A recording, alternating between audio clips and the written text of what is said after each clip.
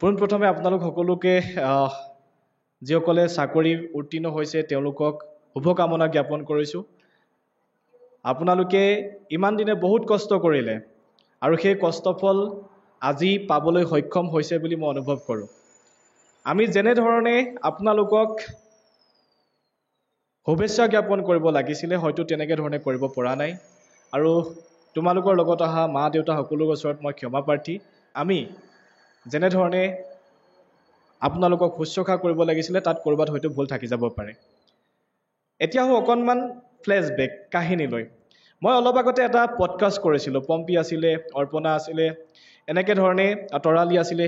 তো এনেকৈ ধৰণে আমি বহুতৰ লগত পডকাষ্ট কৰিছিলোঁ। ইয়াৰ উপৰি আমি যিহেতু কথা পাতি থাকোঁ যিসকলে নেকি অসম আৰক্ষী বিষয়া হোৱাৰ সপোন দেখি আছে বা যিসকলে নেকি অসম আৰক্ষী হোৱাৰ সপোন পূৰণ কৰিছে। চ' মই যিহেতু আজি অনুষ্ঠানটো তেওঁলোকক সম্বৰ্ধনা জনোৱা অনুষ্ঠান হয় গতিকে তেওঁলোকৰ ৰিলেটেডেই ক'ম। তেওঁলোকৰ কষ্ট হয়তো কোনেও দেখা নাই, তেওঁলোকৰ কষ্টটো কোনেও নেদেখে। আজি সফলতা হৈছে বাহ দিবৰ কাৰণে মানুহৰ অভাৱ নাই। নিশ্চয় আপোনালোকে ৰিলেট কৰিছে। আজি তেওঁলোকে কষ্ট কৰাৰ পিছত সফলতা হোৱাৰ পিছত হয়তো গামোচা পিন্ধাবলৈ ঘৰলৈ মানুহো আহিছে। হয়তো এইটো কথা ক'বলৈ আহিছে যে মই কিন্তু তোক এইটো কথা সহায় কৰিছিলোঁ দেই, মনত আছেনে তোৰ?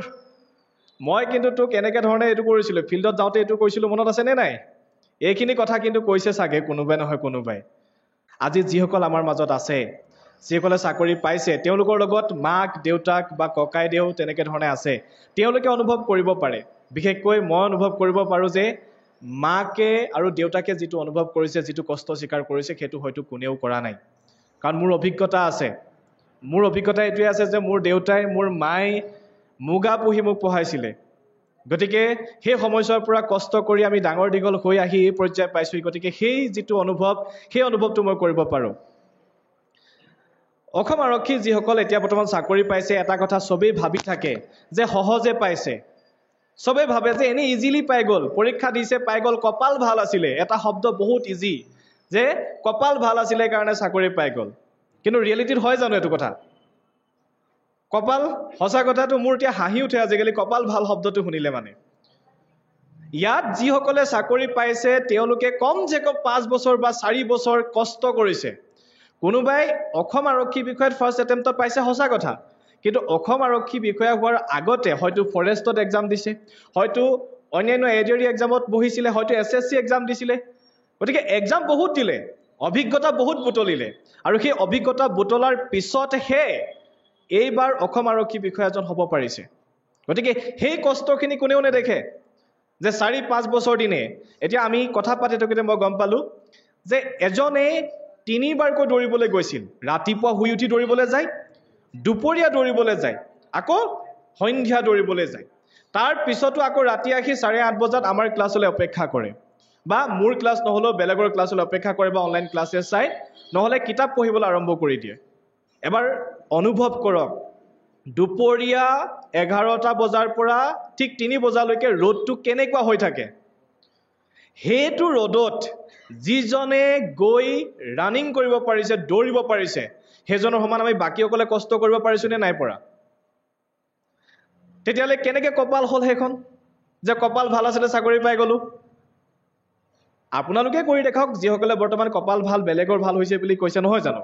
যিসকলে অসম আৰক্ষী বিষয়া হ'ব বিচাৰিছে, যিসকলে এডিআৰই এক্সাম পাছ কৰিব বিচাৰিছে, যিসকলে গ্ৰেড 4 এক্সাম পাছ কৰিব বিচাৰিছে, যিসকলে চাকৰি ল'ব বিচাৰে, তেওঁলোকে সেই কষ্টটো কৰি দেখাওক। আৰু সেই কষ্ট কৰিলে চাকৰি যদি নাপায় তেতিয়া ক'ব যে মই কষ্ট কৰিছিলোঁ চাকৰি পোৱা নাই।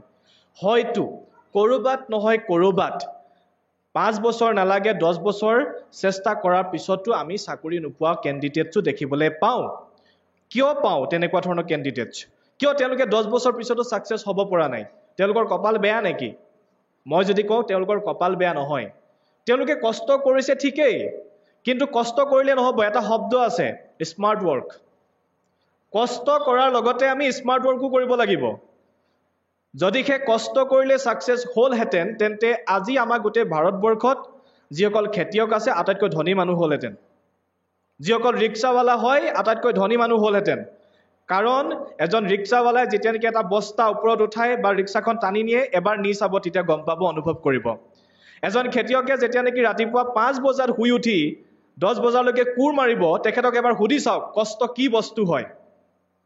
এবাৰ সেইজন ব্যক্তিক সোধক যিজন ব্যক্তিয়ে নেকি আলুৰ কাৰণে সৰিয়হৰ কাৰণে ৰাতি দুপৰীয়া কথা নাই যিকোনো মুহূৰ্তত যাবৰ কাৰণে ৰেডি থাকে আমি যেহেতু খেতিৰ লগত জড়িত হৈ আছে আমি গম পাওঁ হেতু কাৰণে যে যেতিয়া 1 বিঘাৰ মাটি কোৰ মাৰিব লগা হয় আলু যেতিয়া নেকি সৰিয়হ মাৰিব লগা হয় আটাইতকৈ টান ৰ'দ দিয়া দিনাখন যেতিয়া ধান কঢ়িয়াব লগা হয় আটাইতকৈ টান ৰ'দ দিয়া দিনাখন আৰু সেই সময়ছোৱাটো হ'ব 12টা 1টা 2টা বজাত গতিকে আমি গোটেইখিনি ৰিলেট কৰিছো কাৰণ আমি হেতু ব্যাকগ্ৰাউণ্ডৰ পৰা আহিছো নহয় জানো গতিকে সেই হিচাপে চাবলৈ গ'লে তেওঁলোকটো ধনী মানুহ হ'ব লাগিছিল অধিক কষ্ট কৰিছে তেওঁলোকটো ধনী মানুহ হোৱা নাই কিয় হোৱা নাই কাৰণ কষ্ট কৰিলেই ধনী মানুহ নহয় কষ্ট কৰাৰ লগতে স্মাৰ্ট ওয়াৰ্কো কৰিব লাগিব আমি এটা ৰাইট ট্ৰেকত কৰিব লাগিব এটা শুদ্ধ পথত শুদ্ধ ৰাস্তাত কৰিব লাগিব যিসকলে 10 বছৰ কষ্ট কৰিও চাকৰি পোৱা নাই তেওঁলোকৰ কপাল বেয়া নহয় তেওঁলোকে গৈ থকা ৰাস্তাটো ভুল হৈ আছে তেওঁলোকে কৰি থকা কামটোৰ যিটো পদ্ধতি সেই পদ্ধতিটো ক'বাত নহয় ক'বাত আউল লাগি আছে আৰু সেই আউলটো আমি ঠিক কৰিব লাগিব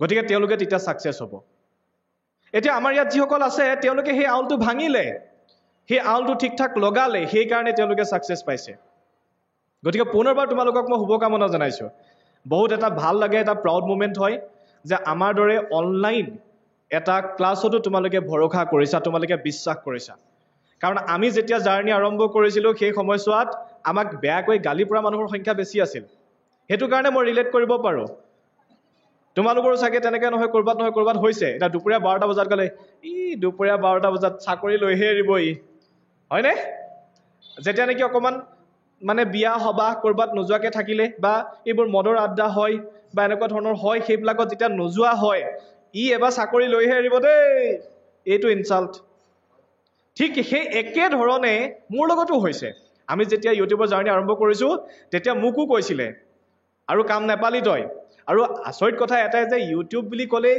আমাৰ মগজুটো এটা এনেকুৱা ধৰণৰ হৈ গ'ল যেন বেয়া এটকা অনুভৱ হ'বলৈ ধৰিলে কিয় গম পাইনে কাৰণ আজিকালি লেটিন উদ্বোধন হয় ইউটিউবাৰে গৈ লেটিন উদ্বোধন কৰে ইটো কৰে হিটো কৰে এনেকুৱা ধৰণৰ কামবিলাক কেনেকৈ ধৰণে কৰি দিয়ে তাৰ কাৰণে আমাকো সেই কেটেগৰীৰ ভিতৰত ধৰি লয় তো হেতু কাৰণে মানুহে ভাবে ইউটিউবাৰ একদম আমি ইউটিউবাৰ বুলি নিজকে নকওঁ হেতু কাৰণে আমি নিজকে এজন শিক্ষক হিচাপে চিনাকি দিব বিচাৰো আৰু নিজকে এজন শিক্ষক বুলিয়ে ভাবো আৰু এই কাৰণে নিজকে এজন শিক্ষক বুলি ভাবো কাৰণ তোমালোক আমাৰ সন্মুখত আছা কাৰণ তোমালোকক আমি এটা মই এটো কোৱা নাই তোমালোকে তোমালোকৰ কষ্টৰ কাৰণে চাকৰি পাইছা আমাৰ কাৰণে নাই পোৱা মই এটো কথা ক্লিয়াৰ কৰি দিছো তোমালোকে তোমালোকৰ কষ্টৰ কাৰণে তোমালোকৰ মা দেউতাৰ সহায়ৰ কাৰণে আৰু তোমালোকৰ যি বন্ধু বৰ্গ আছিলে কেজনমান বন্ধু থাকে কিন্তু বহুত ভাল কেজনমানহে বেয়া তো গতিকে সেই বন্ধু কেজনৰ সহায়ৰ কাৰণে তোমালোকে আজি চাকৰি পাবলৈ সক্ষম হৈছা সফলতা পাইছা তাত মই তোমালোকক সেই ৰাস্তাটো দেখাওতে কৰবাত নহয় কৰবাত অলপ সহায় কৰিছো 90% ওয়াৰ্ক তোমালোকৰ 10% এটাত আমাৰ হয়তো 1-2% টা আছে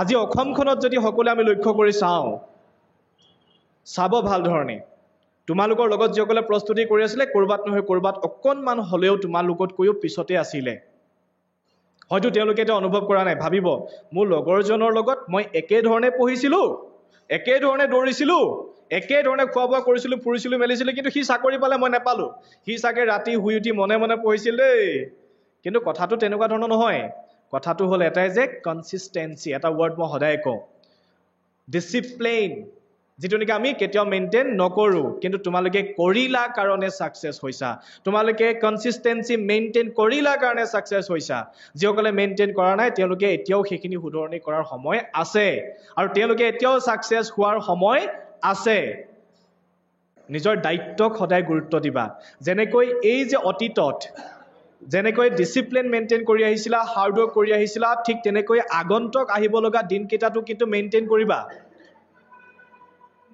এতিয়াই পঢ়া শুনা শেষ হোৱা নাই দেই হেতু কথা কিন্তু এতিয়াই কৈছো চাকৰি পোৱাৰ পিছত এটা ট্ৰেইনিঙত যাওঁতে গম পাবা তাত পঢ়া শুনা আকৌ আৰম্ভ শেষ নাই হোৱা পৰীক্ষা এতিয়াই শেষ হোৱা নাই পৰীক্ষা আৰু আছে কেৱল ৰিটেন পৰীক্ষা নহয় ইয়াৰ পিছত আটাইতকৈ ডাঙৰ পৰীক্ষাটো হ'ল জীৱন সংগ্ৰাম ইয়াতে শেষ নহয় চাকৰি পোৱাতে শেষ নহয় চাকৰি পোৱাৰ পিছতহে আসল জীৱন সংগ্ৰামটো আৰম্ভ হ'ব গতিকে সেইখিনিটো এই যে শিকি আহিছিলা ডিসিপ্লিন কেনেকৈ মেইনটেইন কৰিব লাগে হাৰ্ড ওয়াৰ্ক কেনেকৈ কৰিব লাগে সেইখিনি কিন্তু মেইনটেইন কৰিবা হেতু মই আশা ৰাখিছো আশা ৰাখিব পাৰোনে পাৰো নিশ্চয়, নহয় জানো? গতিকে আশা ৰাখিছোঁ যাতে সকলোৱে এইখিনি মেইনটেইন কৰা আৰু আগুৱাই যোৱা। আগন্তুক আহিব লগা যিবোৰ পৰীক্ষা আছে, যেনেকৈ চাব ইনস্পেক্টৰ বা ASI এছিষ্টেণ্ট চাব ইনস্পেক্টৰ, এনেকুৱা ধৰণৰ বহুত চাকৰি ওলাব। এই চাকৰিবোৰৰ কাৰণে কিন্তু আমি আকৌ প্ৰস্তুতি কৰিব লাগিব। আৰু এইবাৰ আমি যদি কনিষ্টবল হৈছোঁ, এইবাৰ হয়তো আমি গ্ৰেড 4ত পাইছোঁ, এইবাৰ হয়তো আমি গ্ৰেড 3ত পাইছোঁ, তাতকৈ আমি অধিক আগুৱাই যাব লাগিব। যাব লাগিবনে? নিশ্চয় যাব লাগিব।